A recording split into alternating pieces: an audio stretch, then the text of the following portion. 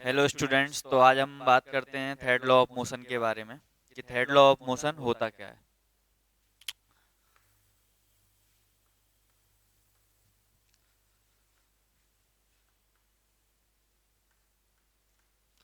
Third motion करें तो third law of motion की सबसे पहले हम डेफिनेशन लिखते हैं कि to every action there is an equal and opposite reaction.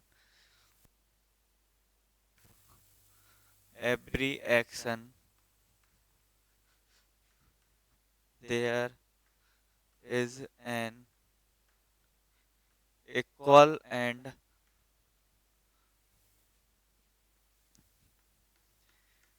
Opposite reaction.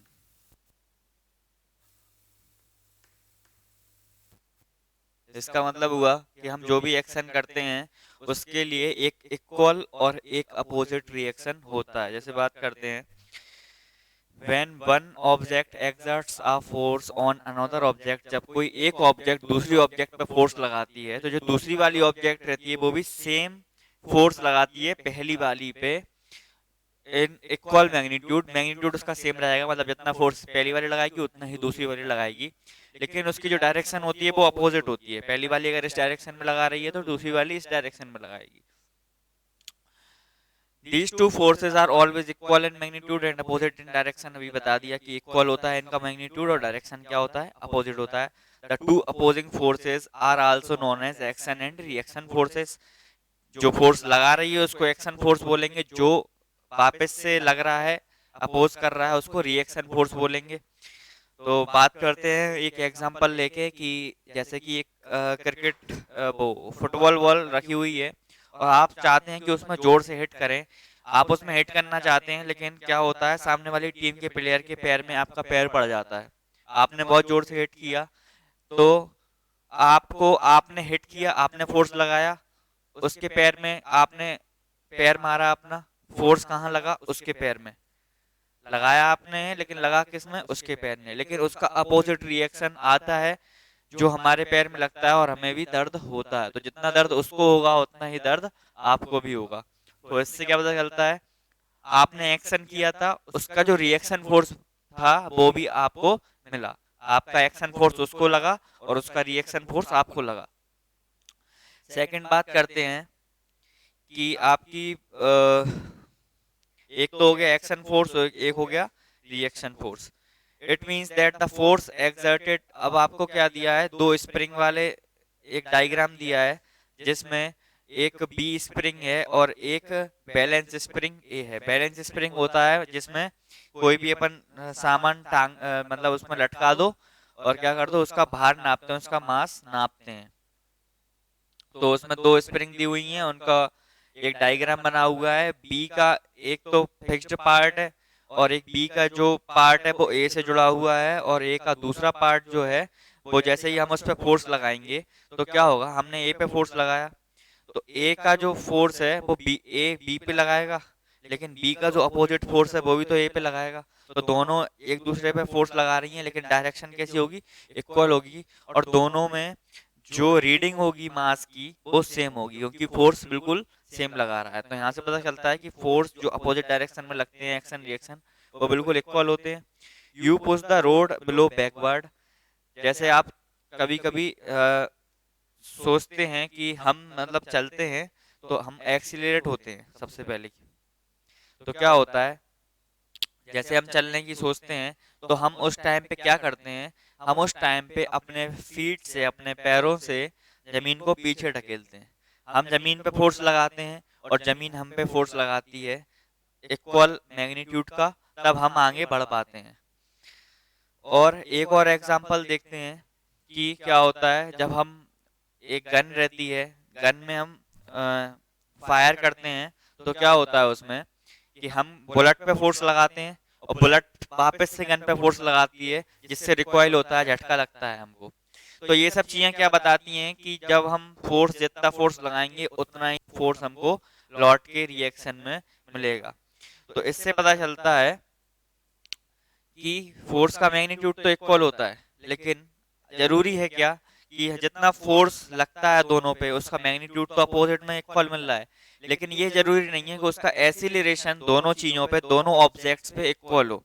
इसका मतलब क्या हुआ, जैसे बुलेट और गन की बात हो रही है, बुलेट का मास कितना है, छोटा सा है, छोटा सा साइज है, लेकिन गन का जो साइज है वो बड़ा है और गन का मास भी बुलेट से बहुत ज्यादा है। तो फोर्स लगेगा इक्वल दोनों पे, लेकिन फोर्स इक्वल लगेगा तो एसिलरेशन ज्यादा वाले पे एसिलरेशन कम होगा और कम वाले पे एसिलरेशन ज्यादा होगा, क्योंकि फोर्स तो इक्वल है। तो इसी कारण क्या होता है, जो छोटी ऑब्जेक्ट्स होती हैं उन पे एसिलरेशन ज्यादा होता है, वो ज्यादा दूर चली जाती हैं, और जो बड़ी होती हैं उन पे एसिलरेशन कम होता है, क्योंकि फोर्स तो बराबर है। अब बात करते हैं, थर्ड लॉ ऑफ मोशन में आपको बता दिया। अब बात करते हैं कंजर्वेशन ऑफ मोमेंटम की, कि थर्ड लॉ ऑफ मोशन से कंजर्वेशन ऑफ मोमेंटम का क्या रिलेशन है। पहले तो करते हैं कंजर्वेशन ऑफ मोमेंटम होता क्या है।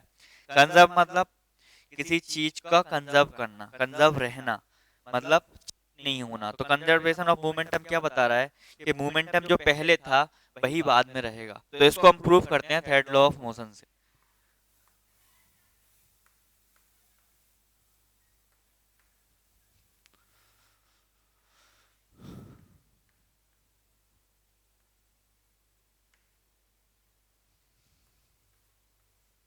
कंजर्वेशन ऑफ मोमेंटम, मान लो आपके पास दो बॉल हैं, दो राउंड बॉल्स हैं, ये है ए बॉल, ये है बी बॉल। इसका मास है वो है एम ए, इसका मास है वो है एम बी। दोनों एक ही डायरेक्शन में ट्रेवल कर रही हैं, इसी डायरेक्शन में ट्रेवल कर रही हैं। इसकी जो इनिशियल स्पीड है वो यू से नापी जाएगी, तो यू ए बोल, इसकी इनिशियल स्पीड यू बी। इतना हो गया। ये क्या है, बिफोर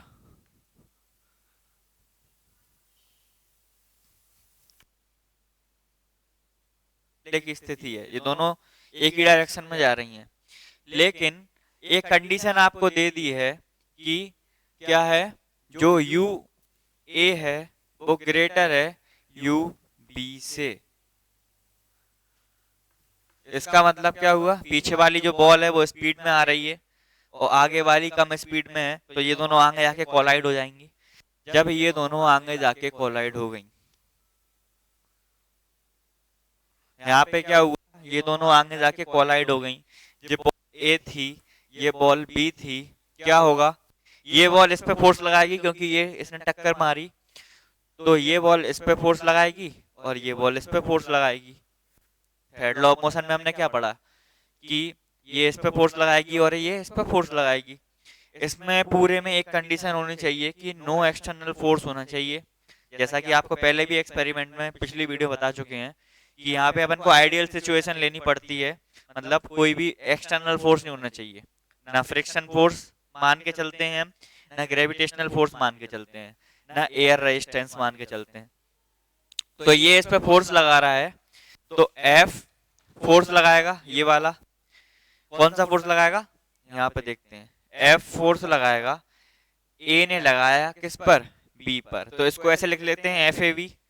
अब जब बी इस पे लगाएगा तो क्या लगाएगा, एफ बी ने लगाया किस पर, ए पर, एफ बी ए, दोनों फोर्स लग गए। यहाँ अपना क्या हो गया, कोलाइजन हो गया। अब कोलाइजन के बाद क्या होगा, फिर से ये दूर दोनों टकराने के बाद जो दोनों बॉल हैं फिर से दूर दूर हो जाएंगी, सॉरी ये दूर दूर हो जाएंगी, ये टकरा गई और अब ये बॉल फिर से दूर दूर हो गई, दूर दूर हो गई। तो इसका क्या मास था, ए था, इसका क्या मास था, बी था। ये भी इसी डायरेक्शन में जा रही है अभी भी, और ये भी इसी डायरेक्शन में जा रही है टकराने के बाद। अब इसकी जो वेलोसिटी हो गई वो फाइनल हो गई वी ए, और इसकी फाइनल वेलोसिटी क्या हो गई है, वी बी। इतना तो समझ में आता है कि इनिशियल वेलोसिटी यू ए से डिफाइन करते हैं, यू बी से डिफाइन करते हैं, फाइनल वेलोसिटी वी से डिफाइन करते हैं और वी ए से डिफाइन करते हैं। अगर मोमेंटम की बात करें तो मोमेंटम क्या होता है, P equals to M V, कल पढ़ाया था आपको।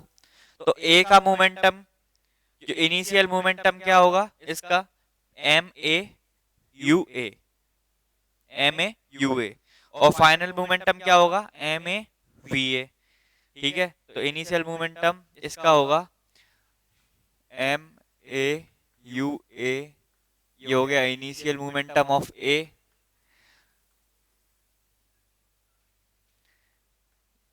ठीक है, मोमेंटम पी नोट करते हैं किसका, ए का, ये कैसा है, इनिशियल है। और फाइनल क्या होगा, एम ए बी ए, ये हो गया फाइनल मोमेंटम। ऐसे मोमेंटम पी का देखें तो वो क्या होगा, एम बी यू वी और एम बी वी बी, ये फाइनल मोमेंटम, ये इनिशियल मोमेंटम दोनों के। कल एक चीज बताई थी, rate of change of momentum, मतलब मोमेंटम की जब रेट चेंज होती है तो क्या होता है, ये बताया था, कल डिफाइन किया था। इसको थोड़ा सा रब कर देते हैं, यहाँ पे डेरिवेशन कर लेते हैं अपन।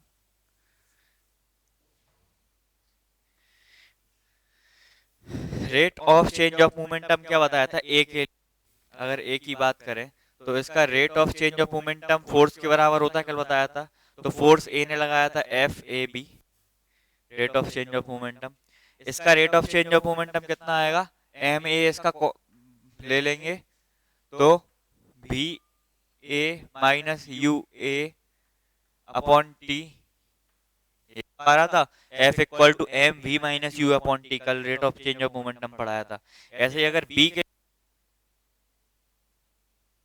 Rate of change of momentum क्या आएगा, M B V B minus U B upon T, दोनों के ये आ गए।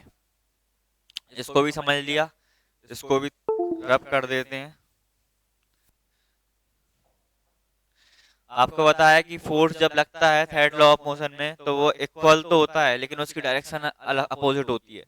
तो जो एफ ए बी होगा वो किसके इक्वल होगा, एफ बी ए के, दोनों फोर्स इक्वल है लेकिन इसकी डायरेक्शन अलग रहेगी, इसकी डायरेक्शन अलग रहेगी, तो इसमें माइनस लगा देते हैं जो अपोजिट डायरेक्शन को डिफाइन करेगा। तो एफ ए बी यहाँ से कितना आया हमारा, M A B A minus U A upon T equal minus का M A M B V B minus U B upon T, इतना आ गया समझ में। इसके बाद टी से टी कैंसिल आउट हो जाएगा, तो यहाँ से क्या बचाएगा, ब्रैकेट खोलेंगे तो M A V A minus M A U A equals minus का M B V B plus का हो जाएगा, माइनस और माइनस प्लस हो जाएगा, एम बी यू बी। अब क्या करते हैं,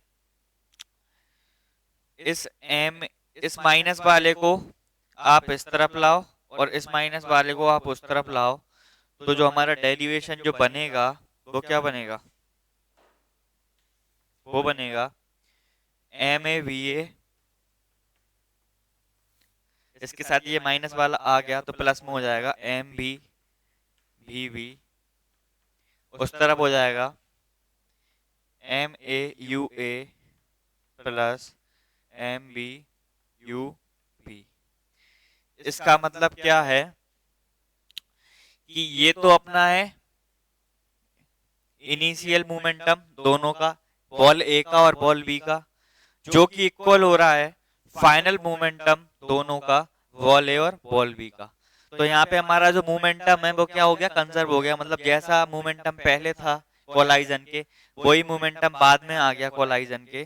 तो यहाँ पे हमारा थर्ड लॉ ऑफ मोशन से कंजर्वेशन ऑफ मोमेंटम प्रूफ होता है कि मोमेंटम हमेशा कंजर्व रहता है जब नो नेट एक्सटर्नल फोर्स लगे। तो इसको थोड़ा बुक में इंग्लिश में इसकी डेफिनेशन देख लेते हैं। एक आइडियल कोलाइजन एक्सपेरिमेंट बी से that the sum of momenta of two objects before collision is equal to sum of momenta after the collision provide there is no external balanced force acting on them, कि दोनों moment का before collision का जो सम है उसके after momentum के बराबर होगा जो कोलाइजन के आफ्टर होगा। This is known as law of conservation of movement, इसी को बोलते हैं law of conservation of movement. यहाँ पे हमारा ये वाला चैप्टर खत्म हो गया होता है। इसके बाद जो हमें नेक्स्ट चैप्टर पढ़ना है वो ग्रेविटेशन पढ़ना है, तो अगली वीडियो में उसको डिस्कस करेंगे। आज के लिए इतना ही। Thank you. Have a nice day.